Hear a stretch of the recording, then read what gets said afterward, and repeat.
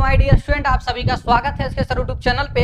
आज आप लोगों के लिए 12th physics first book second book मिला के हम आप लोगों को करवा रहे हैं 25 वीवीआई ऑब्जेक्टिव क्वेश्चन, जिसमें आप लोगों के एग्जाम में पांचों वीवीआई क्वेश्चन इसी सेशन से मिलेगा। लेकिन आप लोगों को बिहार बोर्ड के एग्जाम में मात्र 3 बनाना है और तीनों 5-5 मार्क्स का होगा, यानी 15 मार्क्स का जुगाड़ आप लोगों को ये 25 क्वेश्चन करवा के क्या करेंगे, हम देंगे। हम आप लोगों को बहुत जल्द ही 100 वीवीआई शॉर्ट क्वेश्चन का सीरीज चलाने वाले हैं, जिसमें भी आप लोगों को शॉर्ट क्वेश्चन से उससे बाहर एक भी क्वेश्चन नहीं पूछा जाएगा। तो इस सेशन का क्या है, लेक्चर छठा लेक्चर है। 5 लेक्चर हो चुका है। यदि आप नहीं देखे हैं तो प्ले लिस्ट में जाके देख लीजिएगा। और इसको हम स्टार्ट करते हैं और इस सेशन में देखने वाले हैं संधारित्र में संचित ऊर्जा तथा ऊर्जा घनत्व का सूत्र का सत्यापन करने वाले हैं। संचित ऊर्जा का फार्मूला तो आप लोगों को पता ही होगा, कितना होता है, U बराबर 1/2 CV²। इसको सत्यापित करेंगे। अगर सिर्फ इसको पूछता है एग्जाम में तो 2 ही मार्क्स में 2 नंबर ही देता है, लेकिन जब दोनों को पूछ लेता है तो क्या होता है, 5 नंबर क्वेश्चन बन जाता है। और एक बार पूछा गया है 2016 या तो 15 में जाके देखिएगा तो ये क्या गया है,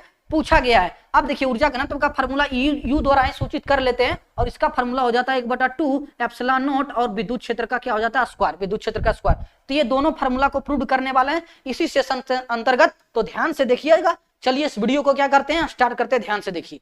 सबसे पहले क्या करना है, सबसे पहले आवेशित संधारित्र में संचित ऊर्जा का मान ज्ञात करना है। अगर सिर्फ यही पूछे तो 2 मार्क्स में पूछेगा, अगर दोनों पूछेगा तो 5 मार्क्स में पूछेगा।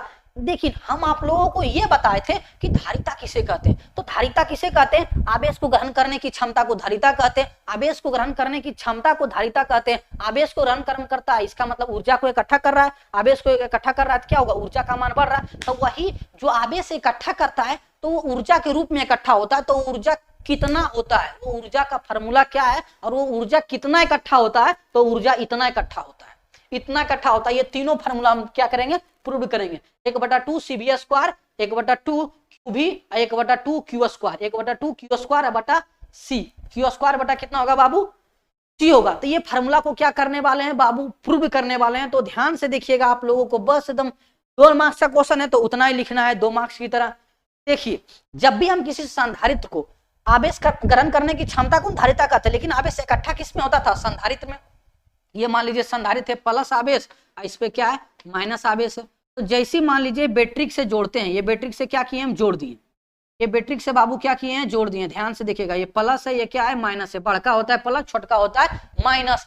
बहुत सारा स्टूडेंट को ये सब पता नहीं रहता है, छोटी छोटी बातें। हम भी जब 10th में, जब हम 12th 11th में पढ़ते थे ना, 11th में जब 10th से स्टार्ट किए थे तो उसमें बहुत छोटी छोटी बातें को नहीं समझ पाते थे।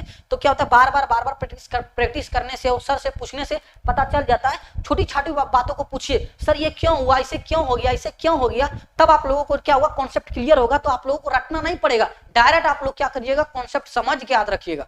तो ये क्या हुआ, ये बैटरी आवेश देगा। अब जैसे इसमें आवेशित करेंगे, जैसे इसको चार्ज करेंगे, तो क्या बताए थे, जो होता है, जो संधारित होता है वो धाधाएं आवेश को ग्रहण कर लेता है और धाधाएं आवेश को छोड़ता भी है। लेकिन जब बैटरी को हम चार्ज में लगाते हैं तो बैटरी धीरे धीरे इलेक्ट्रॉन को लेता है, यानी धीरे धीरे आवेशित होता है और धीरे धीरे छोड़ता है, यानी धीरे धीरे चार्ज भी होता है और धीरे धीरे डिस्चार्ज भी होता है। लेकिन संधारित्र बहुत जल्दी, यानी फास्ट उसमें आवेशित होता है, फास्ट मात्रा में उससे ऊर्जा जमा होता है और बहुत फास्ट मात्रा में क्या हो जाता है, खत्म भी हो जाता है। तो ये हुआ कुछ इस तरह के हम बताते हैं। लेकिन जैसे इसको बैटरी से जोड़ते हैं, जैसे इसको आवेशित करते हैं, यानी जैसे इसमें हम ऊर्जा देने लगते हैं, जैसे इसमें इलेक्ट्रॉन देने लगते हैं, इलेक्ट्रॉन देते हैं इसका मतलब आवेश देते हैं। जैसे इसमें आवेश देने लगते हैं, जब देने लगते हैं ना, तो जितना ऊर्जा इसमें देते हैं, बैटरी से जितना ऊर्जा देते हैं, वो आधा ऊर्जा इसमें इकट्ठा होता है, आधा ऊर्जा इकट्ठा होता है, आधा ऊर्जा बेकार हो जाता है। आधा ऊर्जा क्या हो जाता है, बेकार हो जाता है, उष्मीय ऊर्जा के रूप में बर्बाद हो जाता है, उष्मीय ऊर्जा के रूप में। बोलिएगा सर उष्मीय ऊर्जा क्या है, उष्मीय ऊर्जा क्या है,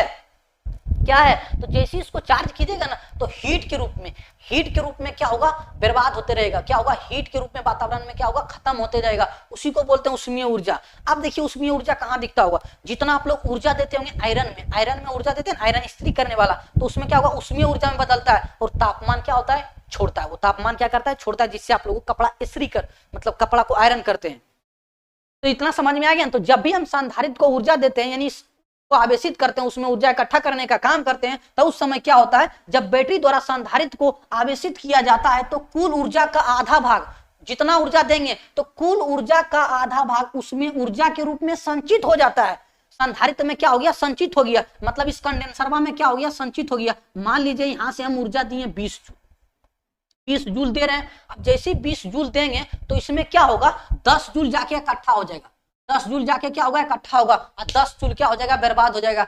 इसीलिए इसका फार्मूला में 1/1/2 होता है, 1/2 क्या होता है, वरना ये भी सब क्या ऊर्जा के बराबर है। लेकिन आप लोग ये गौर किए थे कभी कि सारा फार्मूला में 1/2 क्यों आ रहा है, तो इसीलिए आ रहा है क्योंकि जितना ऊर्जा देते हैं आधा ऊर्जा उसमें संचित होता है, और आधा ऊर्जा और ऊर्जा का आधा भाग उसमें ऊर्जा के रूप में क्या हो जाता है, व्यय हो जाता है। इसका मतलब खर्च हो जाता है, इसका मतलब बर्बाद हो जाता है। आधा ऊर्जा उसमें क्या होगा, संचित होगा। तो अब देखिए इस फार्मूला को प्रूव करने के लिए मान लीजिए जब चार्ज नहीं था, जब संधारित्र चार्ज नहीं था, उस समय इसका विभवांतर कितना था, 0। विभवांतर 0, उसमें वोल्टेज तो नहीं था, कुछ भी नहीं था इलेक्ट्रॉन को फेंकने के लिए। लेकिन जैसे उसको आवेशित करते गए, जब चार्ज पूरा कर दिए, जब पूरा चार्ज कर दिए थे तो पूरा कुछ ना कुछ तो विभवांतर दे ही दिए होंगे ना। तो विभवांतर कितना दे दिए होंगे, भी का मान कुछ भी हो सकता है, जितना आप लोग विभवांतर दे सकते हैं। सबसे पहले ये समझिए बाबू, फिर से समझिए, हमको क्यों लग रहा है कि आप लोगों को थोड़ा सा इसमें दिक्कत होगा। समझिए ध्यान से, ये क्या है, संधारित्र है, ये प्लस है, ये माइनस है। तो जैसे मान लीजिए हम बैटरी से क्या देंगे, बैटरी से इसमें क्या देंगे बाबू, ये प्लस आवेश, ये माइनस आवेश। जैसे बैटरी से इसमें क्या देने लगेंगे, इलेक्ट्रॉन देने लगेंगे, आवेशित करने लगेंगे। तो उस समय जब मान लीजिए चार्ज नहीं था, उस समय इसका विभवांतर तो कितना होगा, 0।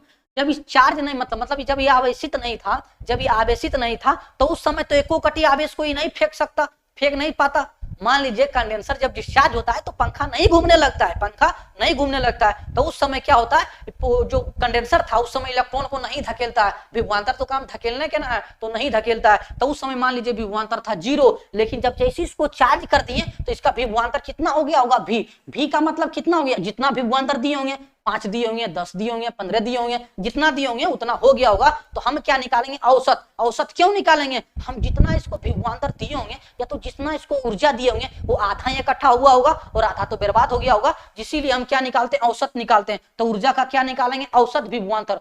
ऊर्जा का क्या होगा, औसत विभवांतर।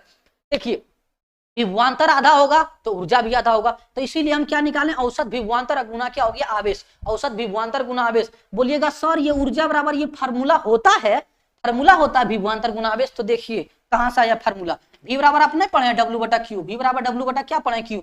यहाँ से निकालिए ना, कार्य को ही बोलते हैं ना ऊर्जा। तो W बराबर फार्मूला कितना होगा, V इंटू कितना, Q। तो विभवांतर को औसत विभवांतर बोल देंगे तो क्या दिक्कत है, औसत क्यों बोले थे, क्योंकि आधा तो बर्बाद हो गया था, इसीलिए ना औसत निकाल रहे थे। तो औसत विभवांतर गुना क्या हो जाएगा, आवेश। Q का मतलब क्या हो गया, आवेश। यहाँ पे कार्य को ऊर्जा में बदल दिए तो U। तो यही फार्मूला तो लिखे हैं, देखिए तो यही फार्मूला ना लिखे, औसत विभवांतर गुना आवेश। तो यहाँ पे औसत विभवांतर कैसे निकालेंगे, मान लीजिएगा पहले विभवांतर था 0 और बाद में हो गया V, गुना हो गया Q आवेश।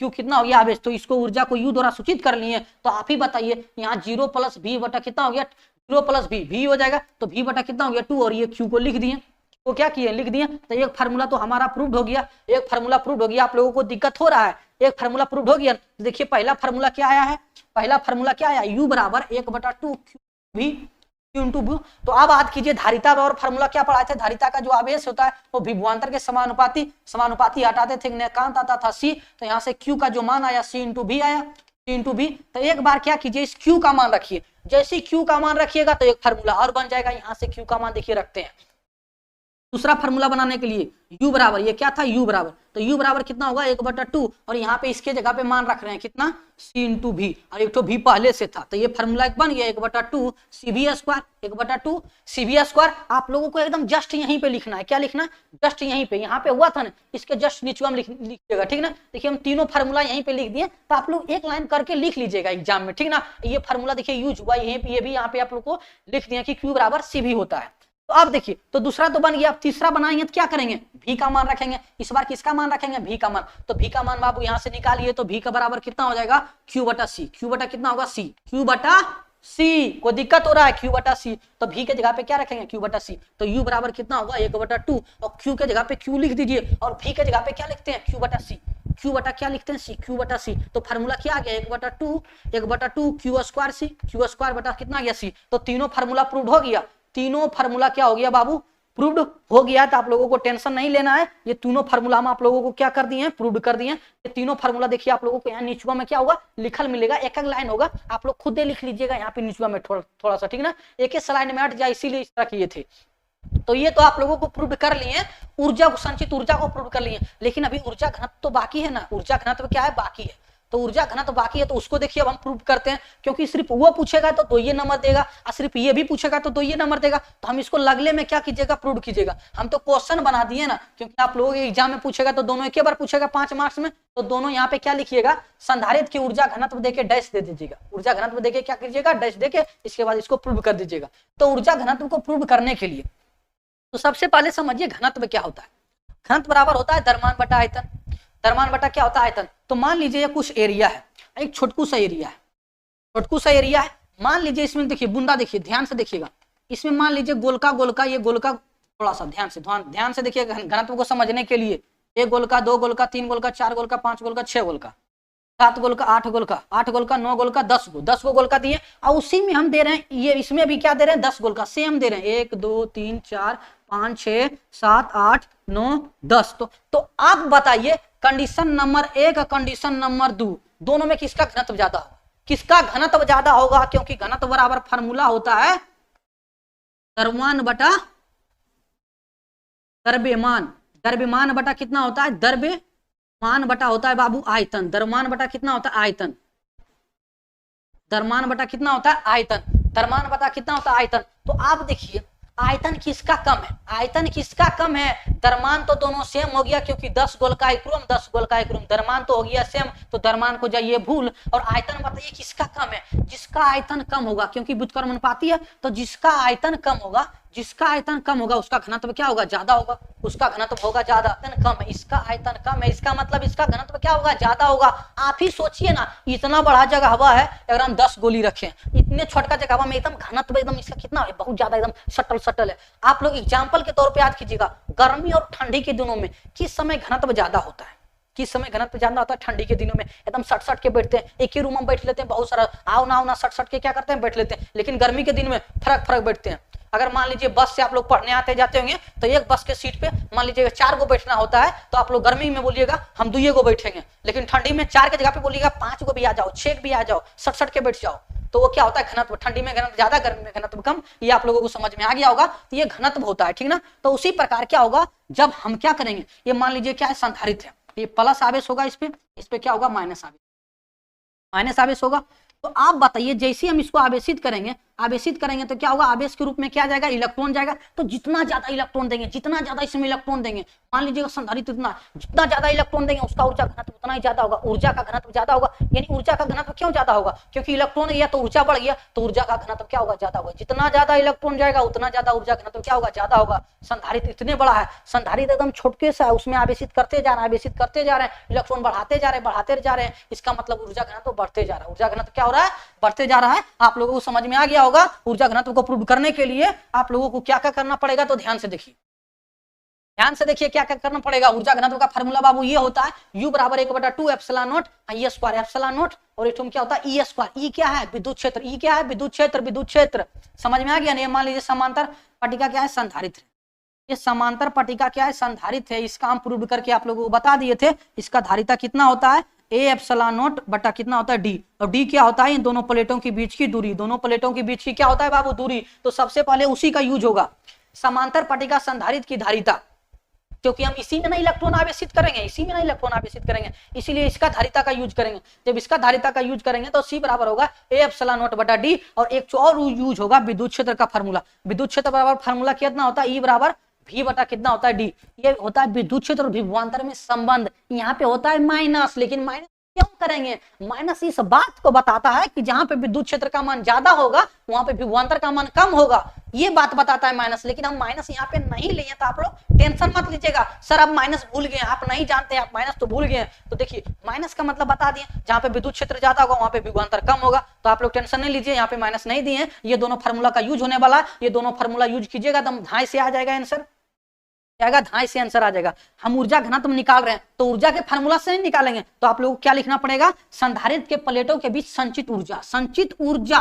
संचित ऊर्जा बराबर फार्मूला अभी भी प्रूव किए 1/2 CV स्क्वायर 1/2 CV स्क्वायर। एक बार हम C का मान रखेंगे, C का मान यहाँ से रखेंगे, एक बार V का मान यहाँ से रखेंगे।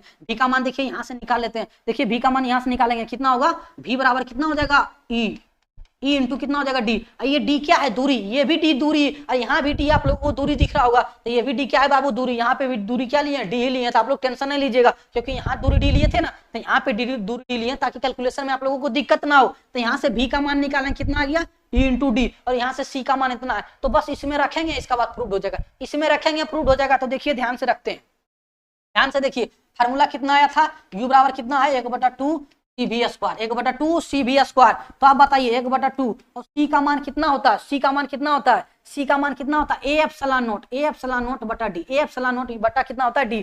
और V का मान कितना आया था, अरे यार देखिए कैसा तुम सब स्टूडेंट है, देखो V बराबर कितना होता है E into D, E into कितना होता है D, भूलिएगा मत। देखिए बोलिएगा सर क्या क्या लिख रहे हैं, देखिए E इंटू कितना हो गया D, E इंटू कितना हो गया D। यहाँ पे V का मान रख दिए, V का मान कितना आया E इंटू D, V का मान कितना था बाबू E इंटू D। यहाँ पे होल स्क्वायर है, तो यहाँ पे क्या करेंगे बाबू होल स्क्वायर, कोई दिक्कत, होल स्क्वायर कर दिए। तब देखिए जैसे ही होल स्क्वायर किए तो आप लोगों को कुछ तो दिख रहा होगा, कुछ तो दिख रहा होगा। यहाँ पे क्या है A है, यहाँ पे A है इंटू कितना है एप्सिलॉन नॉट है।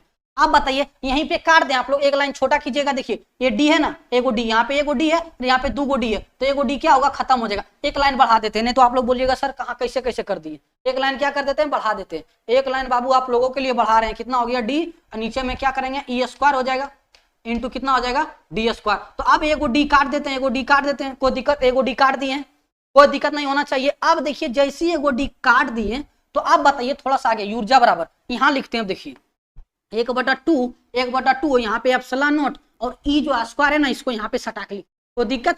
और यहाँ पे क्या बचा बाबू A, और यहाँ पे एगो D बचा, एगो D, ये D क्या था दूरी, तो यहाँ पे A इंटू क्या बचा है D, A इंटू क्या बचा है D, और इधर क्या बचा है U यानी ऊर्जा। तो अब बताइए इसको क्या करना है, ये तो फालतू नजर आ रहा है, क्योंकि हमको फार्मूला तो ये प्रूव करना है, तो ये फालतू नजर नहीं आ रहा है। देखिए ना इसको जैसे नीचे लाइएगा तो U बटा कितना हो गया A into D, A into कितना D, क्योंकि ये तो ऊर्जा ना चल रहा था, ऊर्जा ना चल रहा था। अब जैसे हम आयतन से भागा देंगे तब ना वो क्या बनेगा, ऊर्जा घनत्व बनेगा, क्योंकि द्रव्यमान के रूप में उसमें क्या हो रहा था, ऊर्जा इकट्ठा हो रहा था, ऊर्जा का मतलब इलेक्ट्रॉन इकट्ठा हो रहा था। जैसे द्रव्यमान आयतन से भागा देंगे तो क्या हो जाएगा ऊर्जा घनत्व। तो ये हो गया ऊपरम हो गया ऊर्जा, नीचम हो गया आयतन। बोलिएगा सर ये आयतन हुआ कैसे, पहले हमको ये बताइए ऊर्जा मतलब ये आयतन हुआ कैसे। देखिए आयतन हुआ कैसे, ध्यान से देखिए, ये क्या है बाबू क्षेत्रफल, ध्यान से देखिए ये क्या है बाबू क्षेत्रफल, ये है क्षेत्रफल और D कितना है D है दूरी। तो आप ही बताइए आयतन बराबर फार्मूला क्या पढ़े, आयतन बराबर फार्मूला क्या पढ़े, लंबाई गुना चौड़ाई गुना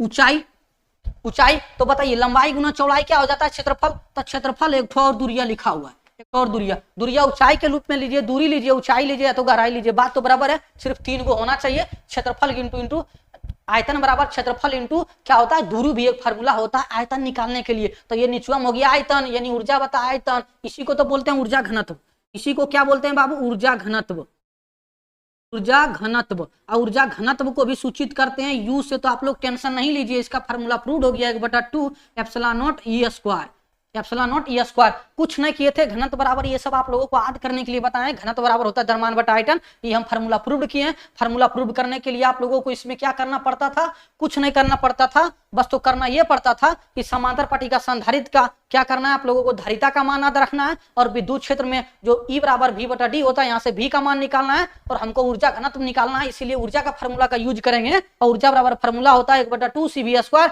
यहाँ से आप लोगों को C का मान रखना है और V का मान रखना है, कहानी खत्म। तो यहाँ पे देखिए क्या किए थे, एक बार यहाँ पे C का मान रख दिए ये, और इसके बाद V का मान रख दिए, का मान रखने के बाद कैलकुलेशन कर दिए, इसको स्क्वायर कर दिए, यहाँ पे D 2 गो था तो एगो काट दिए, तो एगो बच गया। तो यहाँ पे क्षेत्रफल गुना क्या था दूरी, क्षेत्रफल बटा दूरी को जैसी भागा में दिए तो ये ऊर्जा घनत्व में बदल गया। यही ऊर्जा घनत्व हमको निकालना था। ऊर्जा घनत्व बराबर फार्मूला होता है 1/2 एप्सिलॉन नॉट E स्क्वायर, ये भी प्रूव्ड हो गया। ये जब भी क्वेश्चन पूछेगा तो 2 मार्क्स में क्वेश्चन पूछेगा, कितना मार्क्स में पूछेगा क्वेश्चन बाबू, 2 मार्क्स में पूछेगा। एक ऑब्जेक्टिव क्वेश्चन हो जाए, एक ऑब्जेक्टिव क्वेश्चन देखिए बनाइए तो, क्योंकि ये फार्मूला बहुत ज्यादा इंपॉर्टेंट है यार। देखिए 1/2 CV स्क्वायर ये बहुत ज्यादा इंपॉर्टेंट है।